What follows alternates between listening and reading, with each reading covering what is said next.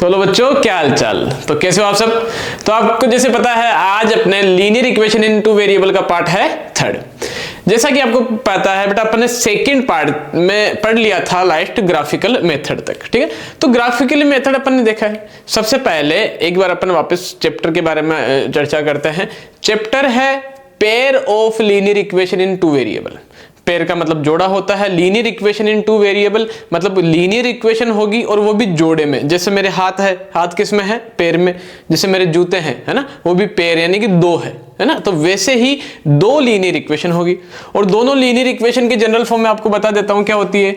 a1x plus b1y plus c1 is equal to 0, है ना। ये मेरी इक्वेशन जैसे एक कोई सी भी क्या है, एक पहली लीनियर इक्वेशन है, ठीक है। This is our first linear equation and the second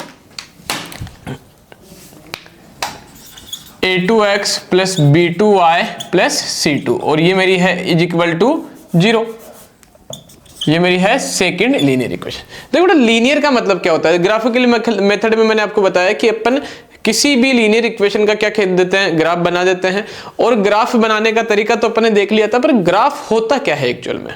देखो, लीनियर इक्वेशन का मतलब है कि यहां पर मेरे पास में दो लीनियर इक्वेशन है।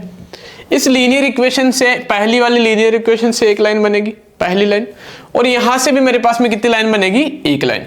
तो कुल मिला के अगर पेयर ऑफ लीनियर इक्वेशन की बात की जाए तो दो लीनियर इक्वेशन से दो लाइनें बनेगी। अब दोनों लाइनों की क्या क्या कंडीशंस हो सकती है, इसी के बारे में आज का अपना जो वीडियो है वो रहने वाला है। तो आराम से समझते हैं क्या क्या कंडीशन बन सकती है और कैसे कैसे बन सकती है। मैं बात करूं, देखो इसके सॉल्यूशंस की कि किस टाइप का सॉल्यूशन होगा। सिर्फ मैं इक्वेशंस को देख के, जो दोनों लीनियर इक्वेशन है जिनकी पावर भी 1 होनी चाहिए, इनको देख करके क्या मैं बता सकता हूं कि जो लीनियर इक्वेशन मेरे पास में है उसका सॉल्यूशन, जो पेयर के अंदर लीनियर इक्वेशन है उनका सॉल्यूशन क्या होगा। देखो यहां पर मेरे पास में 3 टाइप के सॉल्यूशन होते हैं। तीनों टाइप के सॉल्यूशन के बारे में अपन अच्छे से लिखेंगे, ठीक है। मैं पहले बता देता हूं, अगर या तो दोनों लाइनें एक दूसरे को क्या कर जाए, इंटरसेक्ट कर जाए, तो एक इंटरसेक्टिंग पॉइंट बनेगा, या दोनों लाइन एक दूसरे के क्या हो जाए, पैरेलल। और तीसरी कंडीशन रहती है कि एक लाइन है उसी के ऊपर उसकी दूसरी लाइन आ जाए। भाई दो लीनियर इक्वेशन है तो दोनों लाइनें इन 3 कंडीशंस के हिसाब से अपने पास में आ सकती है। जैसा कि तुम गए हो किसी से मिलने, बाहर पार्क वार्क में गए हो किसी से मिलने, और कंडीशंस वहां भी ये 3 ही बनेगी कि या तो तुम्हारी उससे हो जाए अच्छी बातचीत, तुमने बढ़िया बातचीत की, किसी बात पर बहस हुई और तुम दोनों का वहां क्या हो जाए, झगड़ा, यानी कि तुम्हारे अंदर हो जाए इंटरसेक्ट। क्या हो जाए, इंटरसेक्ट। तो ये वाली कंडीशन। दूसरा, तुम्हारी तालमेल ही नहीं बैठ रही है, तुम गए, वो क्या बोल रहा, मतलब बोल रहा है, बोल रही, जो भी XYZ, वो क्या बोल रहा है, तुम क्या बोल रहे हो, तो तुम दोनों के अंदर कोई चीज ही मैच नहीं हो रही है, तो तब तुम दोनों क्या रहोगे, पैरेलल। और या फिर तुम्हारा और उसका बहुत ही अच्छा तालमेल बैठ गया हो, नंबर एक्सचेंज हो गए हो, तो उसके लिए कौन सी ये बनेगी, तीसरा सॉल्यूशन, एक के ऊपर दूसरी लाइन, ठीक। तो 3 टाइप का सॉल्यूशन अपने पास में बनने वाला है कोई सी भी दो लीनियर इक्वेशन से। तीनों टाइप के सॉल्यूशंस के बारे में आज अपन पढ़ने वाले हैं कि किस टाइप का सॉल्यूशन कब बनेगा। बनता है, देख बेटा, है ना, बनता है तो लाइन कैसे मतलब कैसी कैसी लाइनें होती है। जैसे ये जो लाइन होती है कंस्टिट्यूएंट होती है या नहीं होती है, कंस्टिट्यूएंट कहाँ पर होती है ना, कॉन्स्टिट्यूएंट होती है बेटा ना। तो देखो, जब कभी लीनियर इक्वेशन के सॉल्यूशन में जब दोनों लाइनों का सॉल्यूशन होता है और अपने को कोई सॉल्यूशन मिल जाता है, मतलब the value of x and y, तब लाइनें एक दूसरे की क्या होती है, कंस्टिट्यूएंट होती है, ठीक। मुझे पता है कि इंटरसेक्टिंग लाइन में इंटरसेक्ट करेगा, यानी एक पॉइंट बनेगा तो वैल्यू ऑफ x और y मिलेगी, मतलब इसका मिल जाता है सॉल्यूशन। तो वो लाइनें एक दूसरे की रहेगी कॉन्स्टिट्यूएंट। अगर लाइन एक दूसरे को टच ही ना करे तो ये दोनों एक दूसरे के कंस्टिट्यूएंट नहीं होगी। और यहां लाइन हर एक पॉइंट पर, देखो हर एक, यहां भी लाइन टच कर रही है, यहां भी कर रही है, यहां भी कर रही है, यहां भी, यानी कि एक के ऊपर दूसरी लाइन है, एक के ऊपर दूसरी, मतलब ये तो हर एक पॉइंट पर क्या हो रखी है, टच कर रही है, तो हर जगह नया सॉल्यूशन। तो सॉल्यूशन तो यहां पर बहुत सारे हो जाएंगे। अगर सॉल्यूशन की बात की जाए तो यहां इंटरसेक्टिंग में सिर्फ 1 सॉल्यूशन होता है, 1 एंड यूनिक सॉल्यूशन। जहां लाइन एक दूसरे को टच ही नहीं करेगी, है तो कोई सा पॉइंट बनेगा ही नहीं, पॉइंट नहीं बनेगा तो उसका सॉल्यूशन नहीं होगा। और लाइन अगर एक दूसरे के ऊपर ही हो जाएगी, एक दूसरे के ऊपर है, तो जो अपने पास में सॉल्यूशन आएंगे वो आएंगे इनफाइनेटली मेनी सॉल्यूशन। उसकी क्या कंडीशन होगी, वो कंडीशन सभी अपन लिख लेंगे, ठीक है। ये चीजें रहती है, 3 टाइप के सॉल्यूशन रहने वाले हैं अपने पास में, और तीनों टाइप के बारे में अपन करेंगे आज बात। Clear everyone? तो अब मैं इसको कर देता हूं एक बार क्लियर है।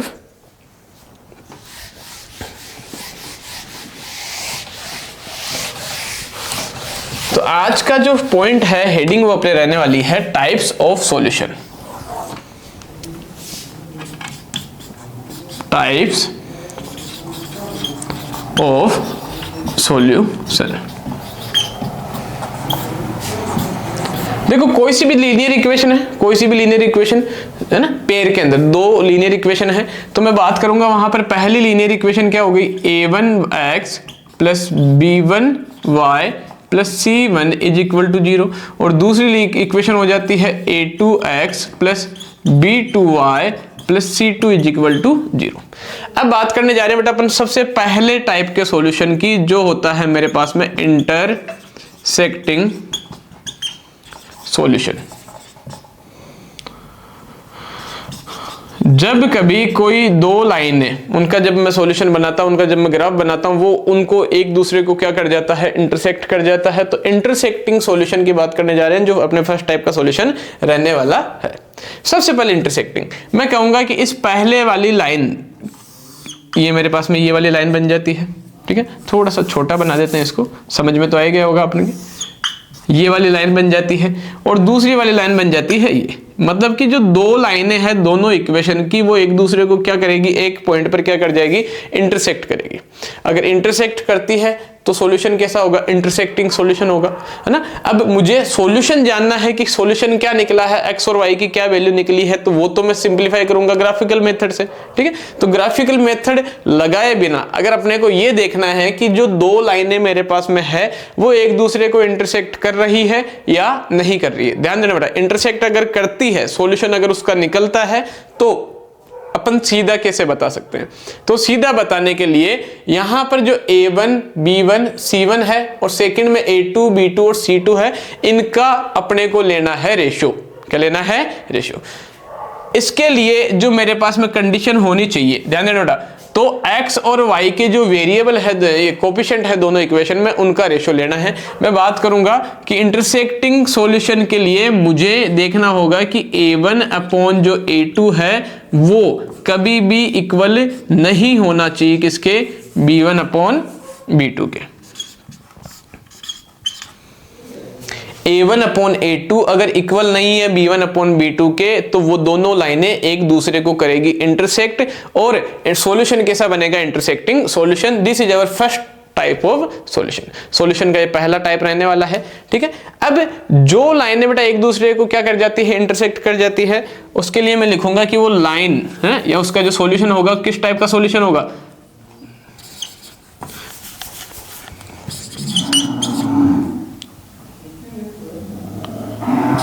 कंसिस्टेंट।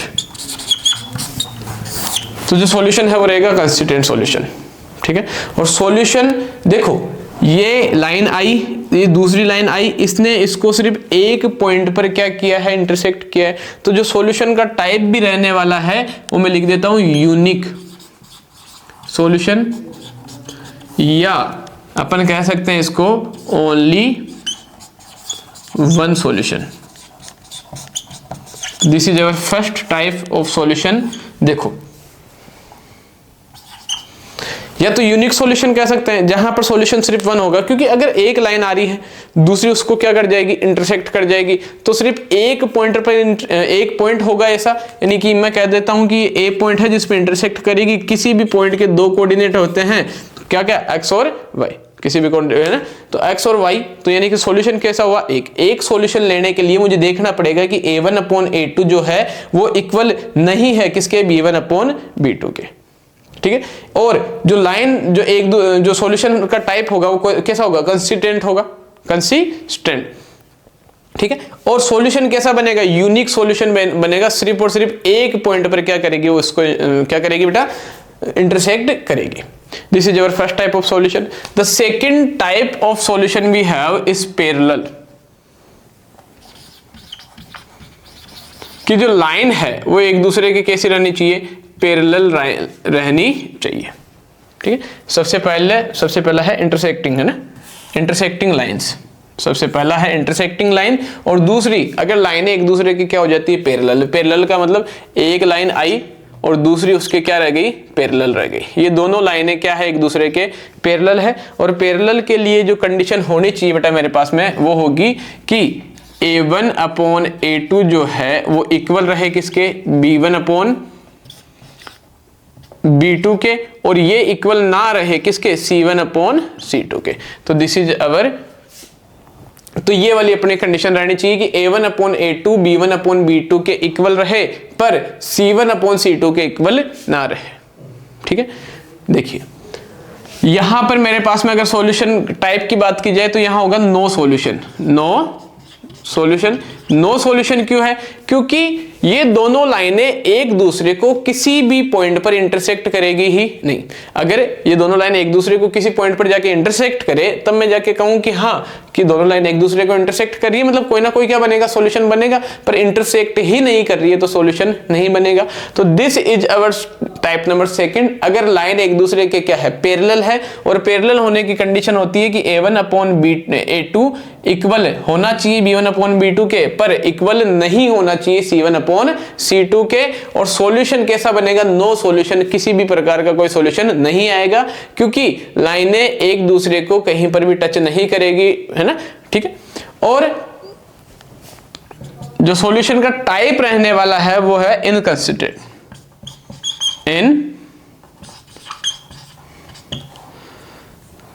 इनकंसिस्टेंट। देखो बेटा, इंटरसेक्टिंग के अंदर जो टाइप रहता है वो है कंसिस्टेंट, और पैरेलल के अंदर जो टाइप रहने वाला है वो इनकंसिस्टेंट।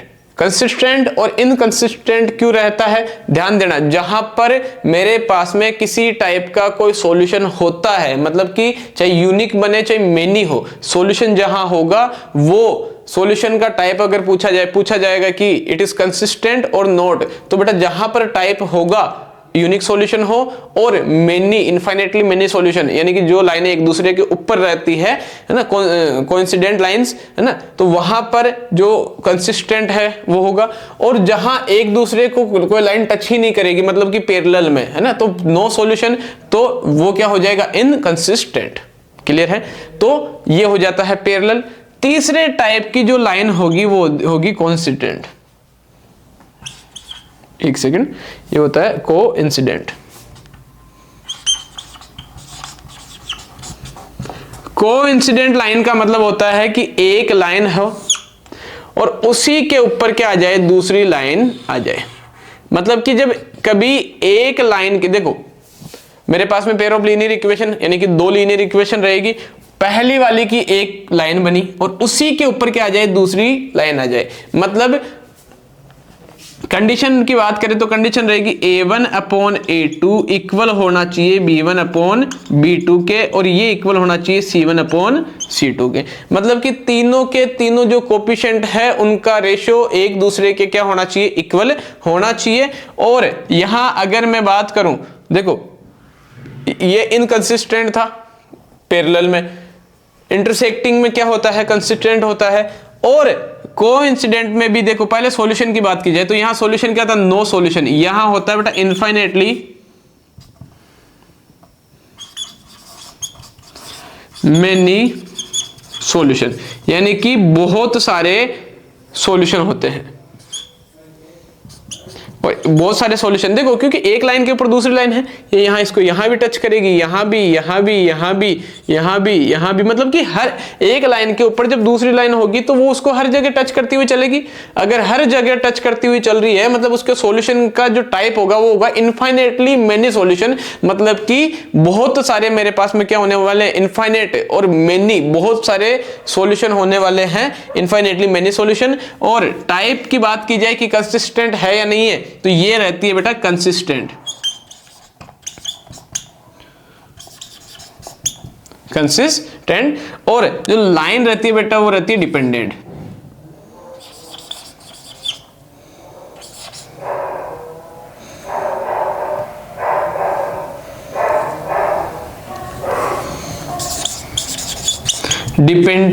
डिपेंडेंट लाइन, देखो डिपेंडेंट हटाओ चलो।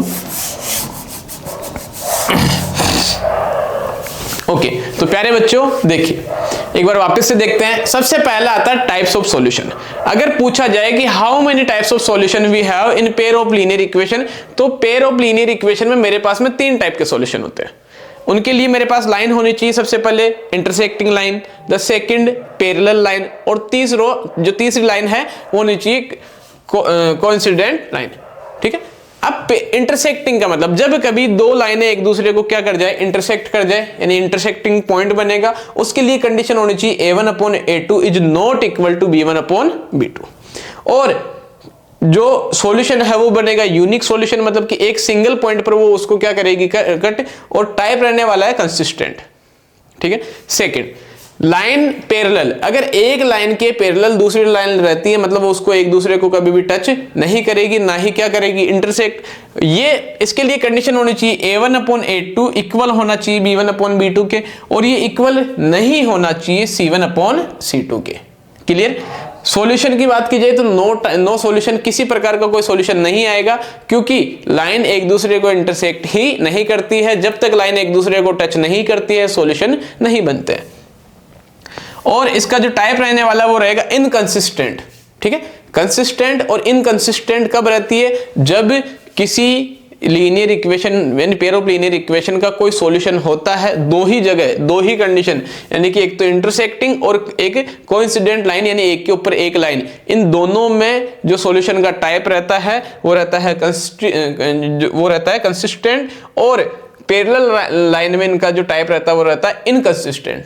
ठीक है, आ जाती है तीसरी कोइंसिडेंट लाइन, मतलब एक लाइन के ऊपर दूसरी लाइन, इसको ये हर एक पॉइंट, हर एक एवरी पॉइंट पर क्या करती चलेगी, टच करती हुई जाएगी, यानी कि सॉल्यूशन है ना। ये इसके लिए मेरे को कंडीशन चाहिए a1/a2 is equal to b1/b2 is equal to c1/c2, और इनफाइनेटली मेनी सॉल्यूशन, मेरे पास में यहां पर अनगिनत बहुत सारे क्या होते हैं, सॉल्यूशन होते हैं, और टाइप रह जाता है कंसिस्टेंट।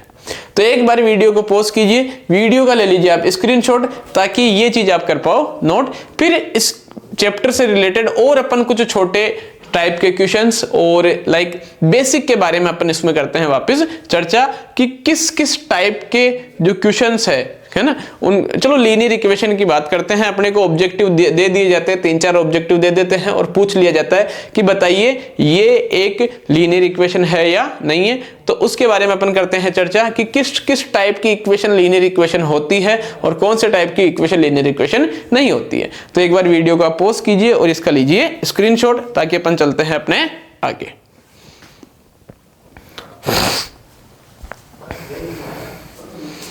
ओके, डन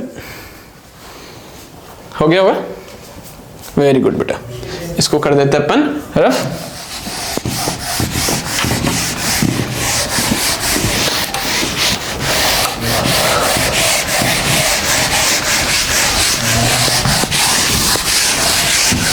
अब होता क्या है बेटा, बहुत बार अपने को कुछ ऑब्जेक्टिव टाइप दे दिए जाते हैं और पूछ लिया जाता है कि देखो, अब 9th क्लास के लीनियर इक्वेशन जिस टाइप के छोटे टाइप के क्वेश्चन पूछे जाते हैं उसकी बात कर रहे हैं अपन। पेयर ऑफ लीनियर इक्वेशन अपन ने चैप्टर पढ़ा है 3, ये तीसरा पार्ट है पेयर ऑफ लीनियर इक्वेशन का। ध्यान दीजिए, पहले पार्ट में मैंने आपको बताया है कि लीनियर इक्वेशन अपन किसे कहेंगे, लाइक 9th क्लास की तरह मैंने आपको बताया है कि लीनियर इक्वेशन अपन किसे कहेंगे, पहली चीज। दूसरी बात, लीनियर इक्वेशन इन 2 वेरिएबल क्या होती है, 2 वेरिएबल अगर है उसके a b c क्या होते हैं, कोएफिशिएंट होते हैं। और पेयर ऑफ लीनियर इक्वेशन को सिंप्लीफाई करने के अपने पास में 4 मेथड होते हैं। पहला मेथड एलिमिनेशन मेथड अपन ने पढ़ा, उससे रिलेटेड अपन ने क्वेश्चन किया। दूसरा सब्स्टिट्यूशन मेथड अपन ने किया, उससे रिलेटेड भी अपन ने क्वेश्चन कर लिया। सेकंड पार्ट में अपन ने जो क्रॉस मल्टीप्लिकेशन मेथड पढ़ा, उससे रिलेटेड अपन ने क्वेश्चन किया। और फिर अपन ने पढ़ा ग्राफिकल मेथड, ग्राफिकल मेथड से रिलेटेड भी अपन ने कर लिया एक क्वेश्चन।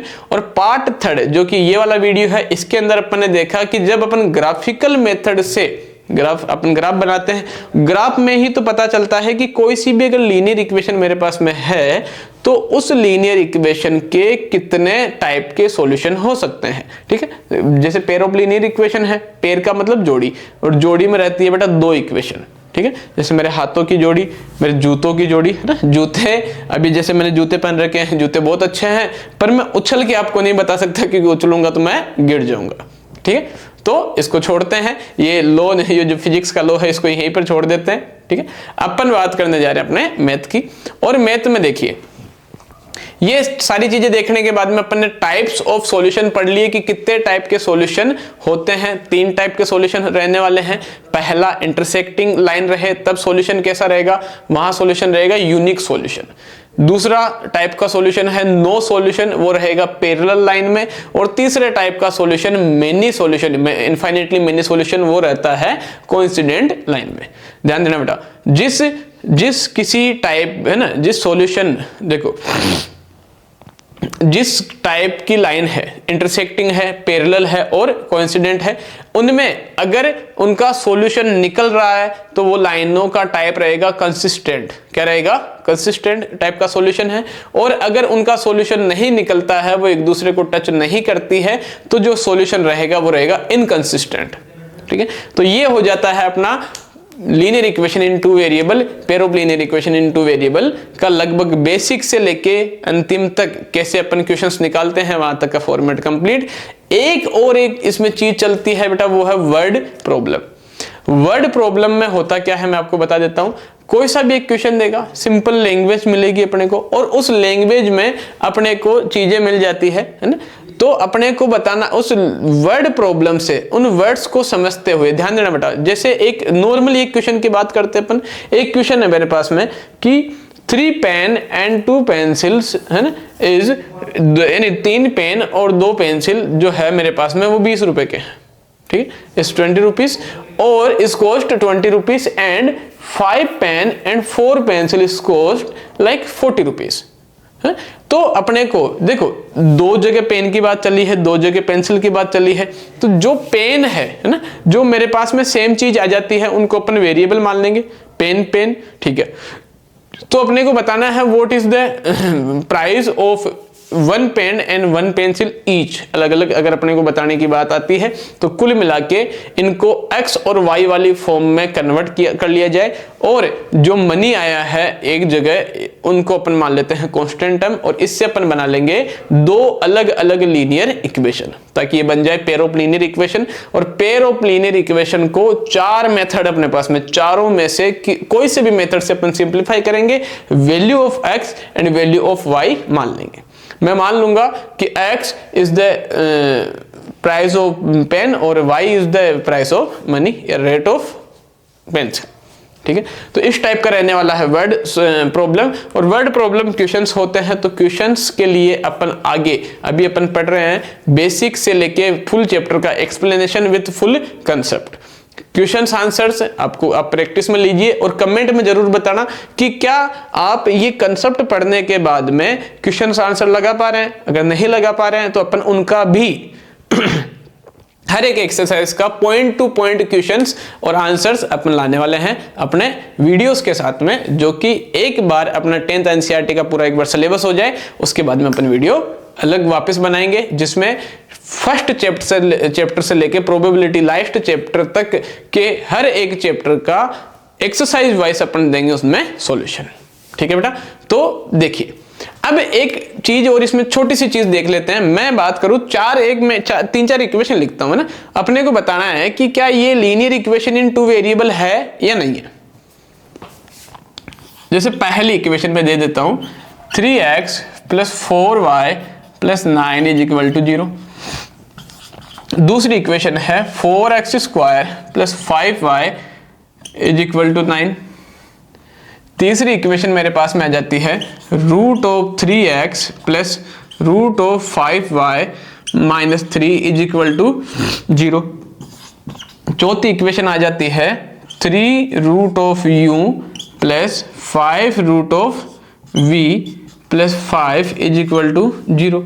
फिफ्थ टाइप मेरे पास में आने वाला है इसका वो आ जाता है, और ले लीजिए, देखिए अपन क्या ले सकते हैं यहाँ पर, ओके कुछ भी, 9u minus 3v plus 2 is equal to 0, है ना। अपने को यही क्वेश्चन है, अपने को बताना है इसमें से कौन कौन सी लीनियर इक्वेशन है और कौन सी नहीं है। लीनियर इक्वेशन इन 2 वेरिएबल, अगर है तो क्यों है और नहीं है तो क्यों नहीं है, ठीक है। सबसे पहले मैं बात करूं इस पहले वाले की, 3x plus 4y plus 9 is equal to 0, क्या ये एक लीनियर इक्वेशन है? जी हाँ, ये एक क्या है, लीनियर इक्वेशन, क्योंकि लीनियर इक्वेशन के लिए सबसे पहली बात the highest power of variable, जिसकी डिग्री होनी चाहिए, degree must be 1। Linear equation in 2 variable के लिए डिग्री कितनी चाहिए, 1, और वेरिएबल 2 होने चाहिए।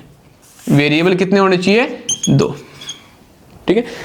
ध्यान दीजिए यहां पर अगर मैं बात करूं, ये लिख लेते हैं इसको, -3y इज इक्वल टू 2। यहां मेरे पास में x y 2 वेरिएबल है और दोनों की हाईएस्ट पावर कितनी है, 1 है, तो मैं कहूंगा कि जी हाँ ये एक क्या है, लीनियर इक्वेशन इन 2 वेरिएबल है। तो पहला क्या है, बिल्कुल सही। दूसरे की बात करें, क्या ये एक 4x square plus 5y is equal to 9 एक लीनियर इक्वेशन है? नहीं, यहाँ हाईएस्ट पावर ऑफ वेरिएबल कितनी आ जाती है, 2, और 2 आते ही वो हो जाता है क्वाड्रेटिक। ये एक लीनियर इक्वेशन इन 2 वेरिएबल नहीं है। तीसरा, क्या √3x plus √5y minus 3 is equal to 0 एक लीनियर इक्वेशन है? सोचिए, अपने को तो एक ही चीज देखनी बेटा, कोफिशिएंट से मतलब नहीं है, मेरे को देखना है कि क्या वेरिएबल 2 है, x और y 2 वेरिएबल है, ठीक है, 2 वेरिएबल है, क्या वेरिएबल की पावर यहां देखिए कितनी है, 1, यहां भी कितनी है, 1। अगर वेरिएबल की पावर 1 है मतलब क्या हुआ, लीनियर इक्वेशन है, तो ये थर्ड वाला ऑप्शन भी क्या हो जाता है मेरा, correct. Option number 4, option number 4 में मैंने देखा, क्या देखा है, रूट ऑफ यू। देखो ना, रूट का मतलब होता है पावर कितनी हो जाती है, हाफ। v का मतलब भी क्या हो गया, v की पावर भी कितनी दे रखी, हाफ। तो क्या ये वाली एक लीनियर इक्वेशन होती है मेरे पास में? नहीं बेटा, मुझे लीनियर इक्वेशन होने के लिए सबसे पहली बात डिग्री चाहिए, क्या, कंप्लीट 1 चाहिए, ना 1 से ज्यादा ना 1 से कम। यहां डिग्री मेरे पास में कितनी आ रही है, हाफ आ रही है, यानी कि 1 से कम है, तो ये एक लीनियर इक्वेशन नहीं है। फिफ्थ क्वेश्चन, क्या ये एक लीनियर इक्वेशन है? देखो, जरूरी नहीं है लीनियर इक्वेशन 2 वेरिएबल होने के लिए जो वेरिएबल है वो x और y रहे। वेरिएबल अल्फाबेट होते हैं बेटा, अल्फाबेट कोई से भी हो सकते हैं, A to Z, है ना। तो ईच अल्फाबेट, है ना, can be written in this questions, या इन क्वेश्चनों में कोई से भी अल्फाबेट लिखे जा सकते हैं, उसमें कोई बड़ी बात नहीं है। तो ये v है, ये y है, सबसे पहले पावर क्या है, हाईएस्ट 1 है, तो ये एक लीनियर इक्वेशन होगी। क्लियर।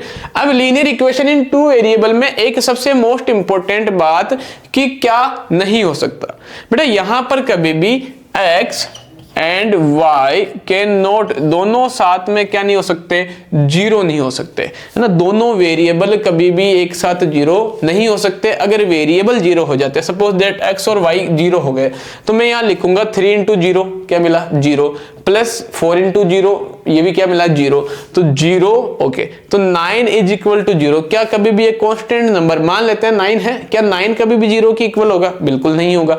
अगर यहां में x और y की वैल्यू, वेरिएबल की वैल्यू अगर मेरी 0 हो गई, तो लीनियर काम ही गया, लीनियर का नाम ही नहीं आएगा। लीनियर छोड़ो, इक्वेशन ठीक है, मान लेते हैं लीनियर इक्वेशन तक ठीक है। इन 2 वेरिएबल, और मैं बोल रहा हूं 2 वेरिएबल, 2 वेरिएबल होने चाहिए, मैंने तो वेरिएबल को ही क्या कर दिया, 0। अगर वेरिएबल मेरे पास में 0 हो जाता है तो कभी भी ये लीनियर इक्वेशन इन 2 वेरिएबल नहीं होगा। बात समझ में आई होगी आपके। एक बार आप वीडियो को पॉज करके इसका लीजिए स्क्रीनशॉट, फिर अपन करते हैं आगे की चर्चा। हो गया, वेरी गुड। तो इस टाइप के भी क्वेश्चंस पूछ लिए जाते हैं कि बताइए लीनियर इक्वेशन है या नहीं है ना। तो प्यारे बच्चों, अपन ने linear equation, pair of linear equation in 2 variable के यहां पर अपन ने 3 पार्ट पढ़ लिए हैं। अब उन तीनों पार्ट में, है ना, अगर आपको किसी क्वेश्चन में, किसी कंसेप्ट में अगर किसी प्रकार की दिक्कत आ रही है तो कमेंट में जरूर बताइएगा, आपकी दिक्कत दूर की जाएगी वापस। और इसी के साथ में ये अपना चैप्टर जो है वो हो जाता है कंप्लीट। अब आज के लिए इतना ही, मिलते हैं अपने अगले वीडियो में अगले चैप्टर के साथ में। वीडियो को लाइक, चैनल को सब्सक्राइब और वीडियो को शेयर जरूर कीजिए, और कमेंट में जरूर बताना कि आपको तीनों part linear equation in 2 variable के कैसे लगे। ओके, धन्यवाद। Thank you.